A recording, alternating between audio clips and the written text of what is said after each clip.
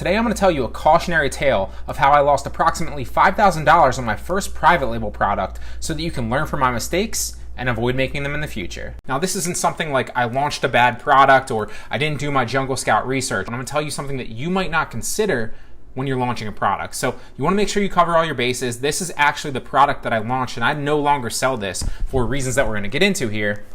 But it was basically a whiskey glass. Now, I did, countless research on this, found out that there was really only about 4 to 5 other competitors in the marketplace that were selling glasses like this with, it was basically good day on the bottom, bad day in the middle, and then what day on the top, or some other, form or fashion of that. So what I did is I went to my manufacturer, I got a better glass made, a more sturdy glass, more ounces made, so it was a bigger glass, a more sturdy glass, and I put Monday on the top. So I kind of, not only did I didn't just go to Jungle Scout or Viral Launch and copy somebody's product, because that I've talked about that countless times on this channel about how that's the wrong approach, because you need to differentiate.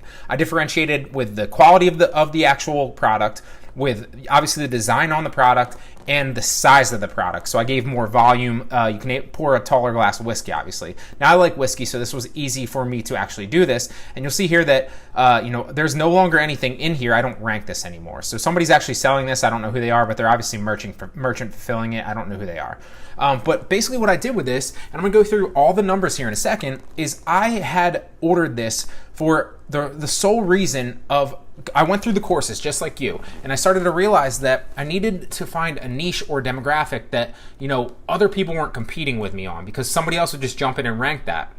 One thing that they tell you across the board in all the courses or the YouTube videos or any of the gurus that you listen to is to avoid breakable products. Avoid TVs, avoid anything like that. Avoid breakable products because you'll get a lot of returns. Well, I saw this as a great opportunity, this glass right here, because it was a breakable product that not other people, that I knew that a bunch of other people learning private labeling or getting into it wouldn't want to get into this and wouldn't choose a product like this because it was in fact breakable. So I went ahead and I decided to go with this one. On top of that, I also knew that this is basically, the way that this is structured is kind of like a gift item, and that's the way I was selling it, pushing it to the marketplace. And so I understood that if it was a gift item, I would obviously not get as many returns, which ended up being the case. Good little tidbit of information there if you're doing private labeling. Try to go after gift items, because people technically a lot of times buy them for other people, and that other person's not going to return the gift that was given to them if it's on Amazon. So you're basically, the person that's purchasing it from you is not going to have the product to return it, thus less returns. But enough about that. That was my basic overall approach and mindset going in. Let's get into the numbers here. So the first order of this actual product, I sourced it from, yes, the United States. I'm a big believer of sourcing from the US or, somewhere within the continent if you can. Obviously, if you're, not in the United States or Canada or Mexico, that doesn't apply to you. But if you can, it's just easier in my opinion, A, for the shipping times, and also B, just because it's a good way to sell. If you're selling in the US marketplace, having that made in USA, in my opinion, goes a long way. However, if you can get a better price and the shipping's not, too much and you can basically get air shipping and all those other things, then by all means, get it from China, get it from Russia, get it from India, whatever. First order of this, just to put it simple, at 1,000 units, I decided to go with 1,000 units. I was full into it at this point, so a lot of you will get in at like $500 or even $1,000, and you can totally do that. Don't get me wrong. I wanted to jump right in because my whole strategy was just blitz the marketplace, give them all away, and hopefully my product will rank, which you'll see here in a second that it did. So I got all my units in, and at 172 per unit, at 1,000 units, that basically comes to, I don't know why I have 189 here. Was it? I'd have to go back and look at my it was either 172 or 189. I don't remember. I literally just pulled all this information off my supplier's website. So let's say they're 189 per unit, whatever, it doesn't matter.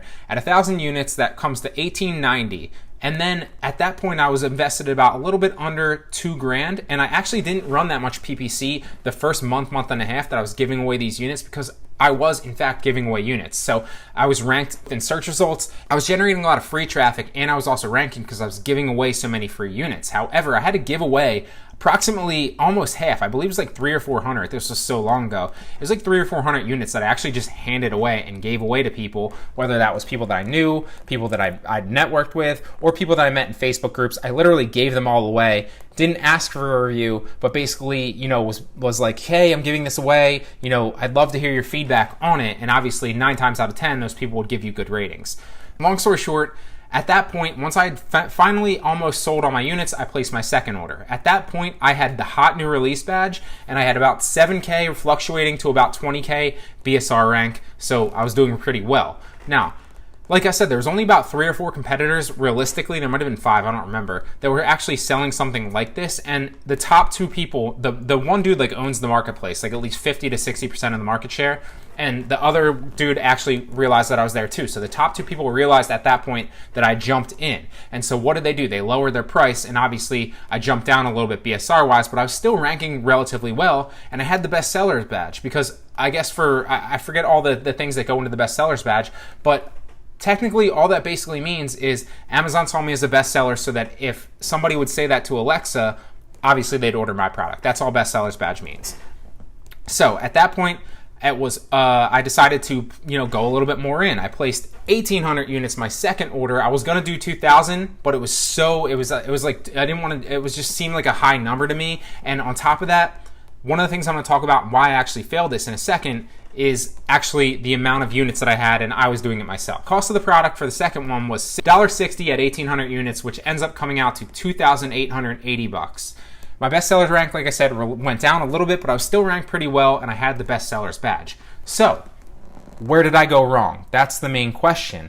Well, I did all my research. I had a great product. However, like I said, it was breakable. And so, because it was breakable, I had to think of so many other things. I couldn't just get my glasses shipped case packed to Amazon because they were breakable. If you're selling like a plush toy or like a mat or something like that, then by all means, you can do that super, super easy because when they store it and they grab it and they obviously, repackage it for your customer, they're not going to break your item because it's not breakable. However, me specifically, I wasn't going to put it on Amazon to package, store, and obviously box up my stuff when it's a breakable glass. So what did I have to do? I had to go and buy boxes, and then I had to go and buy plastic wrap and basically fortify my box and create it myself. So I had to buy logos, I had to buy boxes, I had to buy the wrap to wrap them in, had them all shipped to my house. I also had to ship all these to my house. Now the shipping wasn't that much. It ended up being like $200 more bucks, maybe $300 to ship all those in to Amazon. So I didn't really factor that in too much, and it's actually not factored in here.